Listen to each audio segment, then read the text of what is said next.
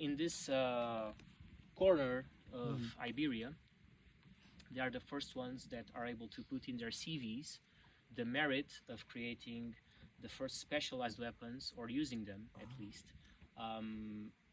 weapons that are solely created for the purpose of harming other human beings. What do I mean by this? Were there weapons before? Of course, there were axes, bow and arrows, knives, daggers, but these are weapons that can also just be utensils, tools. I mean, you can hunt with a bow and arrows, right? So you're hunting. A knife can be used to cut something, skin, an animal, whatever.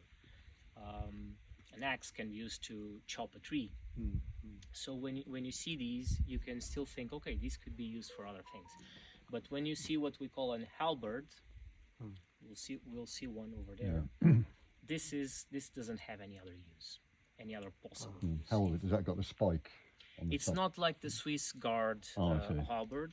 It's actually sort of a pickaxe or pick.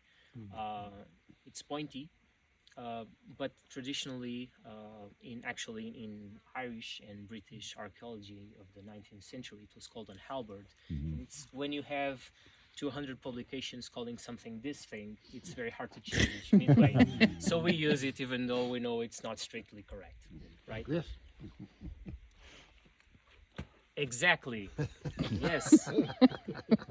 This, may I? Yes. This So- cabra. Beautiful antler. This is actually deer antler, right? And this is one of the most common things in prehistory, because you know the red deer, the males, each year in the winter they drop Shed them. their antlers, they shift, and then they spend 6 months till summer growing these things. And these were people in prehistory quickly realized that they could work them a bit and create picks. And they were often used in mines in prehistoric Europe. Everywhere. You go to the Balkans, you go to Asturias here. I think many prehistoric mines of Europe have these sort of picks done with deer antler. Even in El Argar, we found many of these. Not in mines, in the settlements. They could be used also to dig with. They could be a sort of an halberd, but because we know some of them were used in mines and in digging, we see them and we don't say this is a specialized weapon. But when we see a copper halberd, we know that, okay, this is a specialized weapon. They won't let me take this on an airplane. Really? See? You're a dangerous man. Okay, let me drink a bit of water. I'm a bit Wait. dry. The gold, would it have been locally mined, or The gold. can you tell where the gold was from?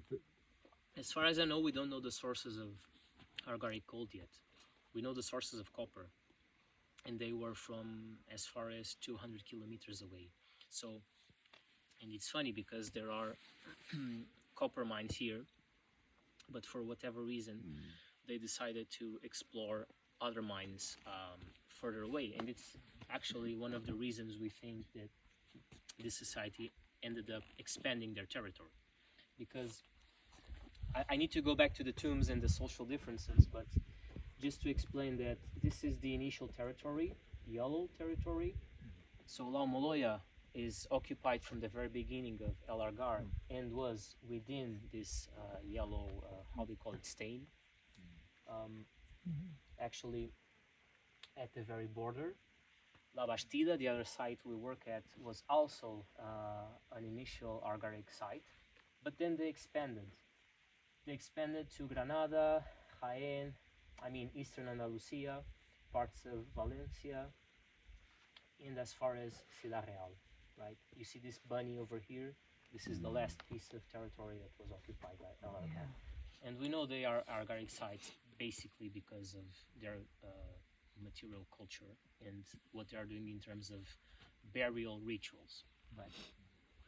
And so I didn't say it yet, but this society lasted 600 years, so from 2200 BC till 1550 BC, we calculate based on radiocarbon dates. so far. Okay, now back to the tombs. So we have these 8-10% of tombs of people that they were able to get good things, and they held the weapons, and these weapons have traces of having been used, so we think they were actually effectively applying violence. So we think these are people that were able to appropriate resources, control them, and establish whatever order they wanted based on the use of weapons. Then we have 50% of tombs that are, let's say, okay, they form a sort of middle class or middle category of people who are able to have pottery, meat offerings, not cattle anymore, so sheep, pig, whatnot. They can have adornments, jewels, but at most they are made of silver, never gold. And till the very last phase of Elargar, they couldn't have weapons either. At the end of Elargar, there was a middle class of people that were able to have copper axes, but we'll talk more about that in a minute.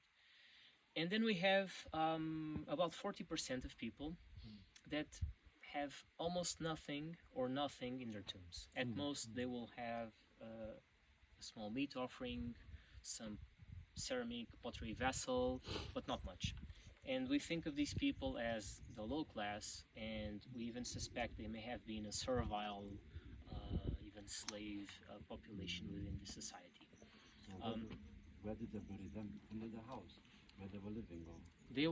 They were all buried underneath the houses. But when I say house, it's a very general term. Why?